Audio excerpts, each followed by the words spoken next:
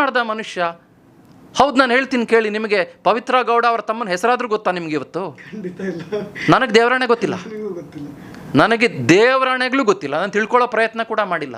ಆತನ ಹೆಸರು ಏನು ಬೇಕಾದರೂ ಆಗಿರಲಿ, ಮಾಡಿದ್ದಾದರೂ ಏನು, ಯಾಕ್ರಿ ನಿಮಗೆ ಮಾಡೋ ಕೆಲಸ ಇಲ್ವಾ, ನನಗೆ ಕ್ಯಾಮ್ರಾ ಫೋಕಸ್ ಮಾಡ್ತೀನಿ ಅಂತ ಮನುಷ್ಯ ಅಷ್ಟೇ.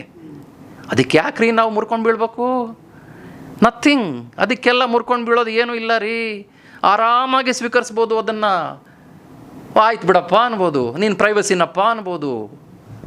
ಬಟ್ ಆತನನ್ನೇ ನಾವು ಕ್ರಿಮಿನಲೈಸ್ ಮಾಡಿಬಿಟ್ಟು ಓಹೋ ಹೀಗಂದ ಆ ಮನುಷ್ಯ, ಆತನಿಗೆ ನಾವು ಪಾಠ ಕಲಿಸ್ಬೇಕು, ಬಾ ನೀನೇನು ಕರ್ಕೊಂಡು ಹೋಗ್ತೀವಿ, ಕಮಾನ್. ಇದು ನಾನು ಹೃದಯದಿಂದ ಹೇಳ್ತಿದ್ದೀನಿ ರಾಕೇಶ್ ಆರುಂಡಿ, ಯಾವತ್ತಿಗೂ ಒಪ್ಪಲ್ಲ ನಾನು ಇದನ್ನು. If I am questioning someone, ನನ್ನನ್ನು ಯಾರು ಬೇಕಾದರೂ ಪ್ರಶ್ನೆ ಮಾಡುವ ಅಧಿಕಾರ ಇದೆ. ನೀವು ನನ್ನನ್ನು ಪ್ರಶ್ನೆ ಮಾಡ್ಬೋದು. ರೋಡಲ್ಲಿ ಹೋಗುವ ಸಾಮಾನ್ಯ ಮನುಷ್ಯನೊಬ್ಬ, ನಾವೇ